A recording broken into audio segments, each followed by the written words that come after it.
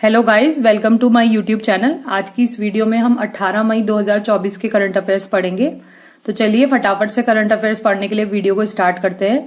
पर उससे पहले आप सभी से रिक्वेस्ट है, प्लीज गाइस चैनल को सपोर्ट करें और वीडियो को भी पूरा देखें। चलिए स्टार्ट करते हैं पहले क्वेश्चन से। हाल ही में संयुक्त राष्ट्र संघ ने वर्ष 2024 में भारतीय अर्थव्यवस्था का कितना अनुमान लगाया है?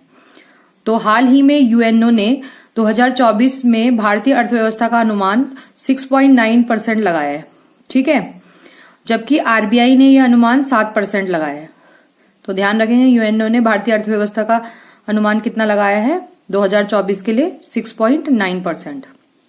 यूएनओ की बात करें तो यूएनओ की स्थापना 24 अक्टूबर 1945 को हुई थी 51 देशों द्वारा, जबकि इसके घोषणा पत्र पर साइन 50 देशों ने ही करे थे। पोलैंड ने इसमें साइन नहीं करा था, ठीक है। और यूएनओ का हेडक्वार्टर न्यूयॉर्क में है। इसमें 193 देश है और नवीनतम देश जो है वो साउथ सुडान है। इसके वर्तमान महासचिव एंटोनियो गुटारेस है जो पुर्तगाल के हैं, ठीक है। अब नेक्स्ट क्वेश्चन। हाल ही में चर्चा में रही बुलावा अंतर महाद्वीपीय बैलिस्टिक मिसाइल का संबंध किस देश से है? तो बुलावा जो है वो अंतर महाद्वीप, एक महाद्वीप से दूसरे महाद्वीप वार करने वाली बैलिस्टिक मिसाइल है। तो इसका संबंध रूस देश से है, ठीक है। तो बुलावा किसकी मिसाइल है? रूस की मिसाइल है, जो एक अंतर महाद्वीपीय बैलिस्टिक मिसाइल है।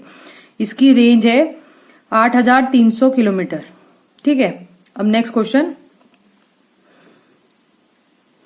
हाल ही में चर्चा में रहा हम्बोल्ट बर्फ का मैदान कहाँ स्थित है? तो हम्बोल्ट बर्फ का मैदान वेनेजुएला में है। इसे हाल ही में ग्लेशियर की श्रेणी से हटा दिया गया है क्योंकि इसका एरिया 2 हेक्टेयर से भी कम रह गया है। ग्लेशियर की श्रेणी में आने के लिए 10 हेक्टेयर के लगभग बर्फ का एरिया होना चाहिए, वो आपका ग्लेशियर के अंदर आता है।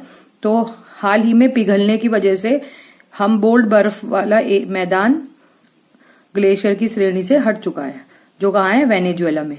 ये क्यों हुआ है? ये अल नीनो जो गर्म जलधारा है उसके कारण हुआ है, ठीक है। तो ध्यान रखेंगे, चर्चा में रहा हम्बोल्ट बर्फ का मैदान कहाँ स्थित है? वेनेजुएला में।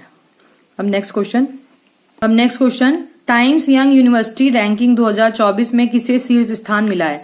तो टाइम्स यंग यूनिवर्सिटी रैंकिंग 2024 में शीर्ष स्थान नानयांग टेक्नोलॉजिकल यूनिवर्सिटी को मिला है। ये सिंगापुर की यूनिवर्सिटी है।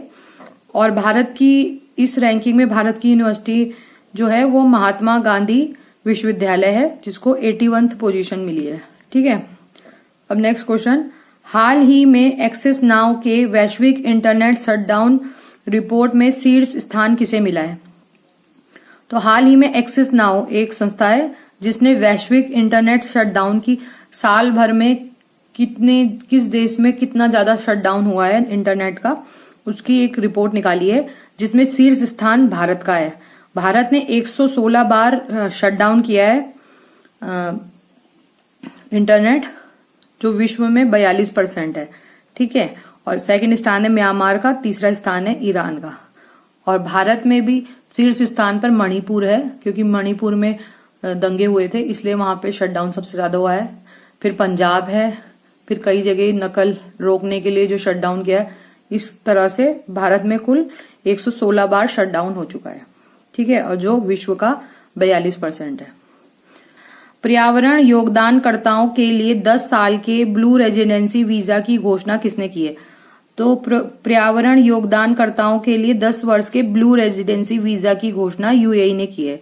यूएई 2 टाइप के वीजा दे रहा है, एक गेमिंग वीजा ताकि उस देश में गेमिंग बढ़ सके, और दूसरा दे रहा है पर्यावरण योगदानकर्ताओं को ब्लू रेजिडेंसी वीजा दे रहा है 10 साल के लिए, ठीक है।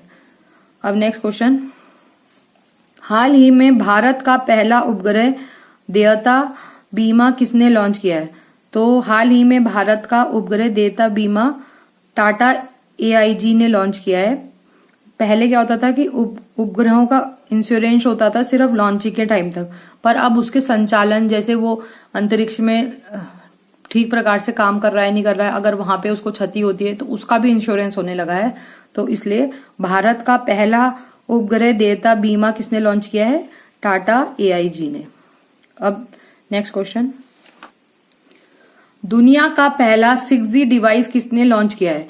तो दुनिया का पहला 6G डिवाइस जापान ने लॉन्च किया है, जिसकी स्पीड 100 गीगाबाइट पर सेकंड होगी, जो 5G की तुलना में 20 गुना ज्यादा होगी।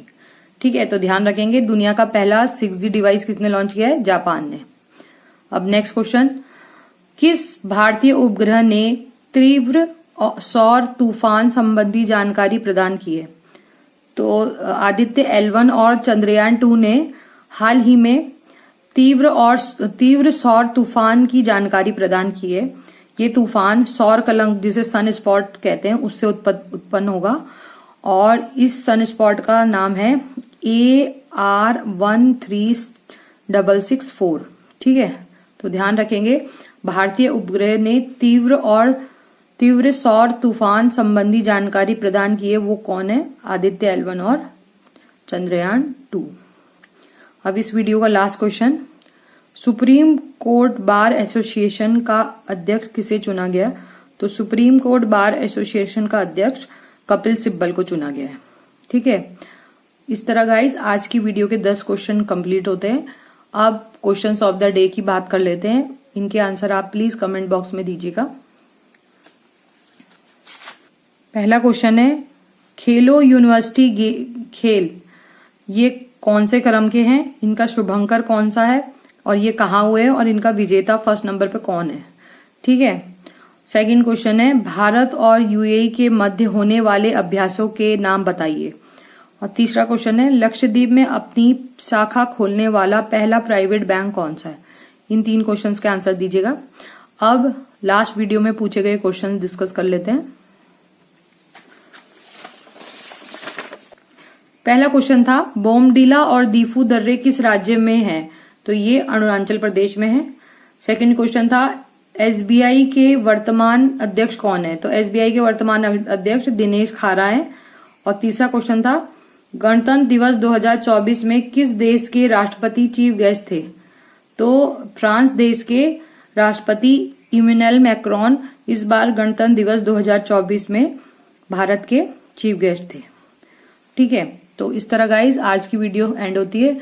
अगर वीडियो अच्छी लगी हो तो please guys like, share, comment and subscribe. Thank you for watching. Bye bye.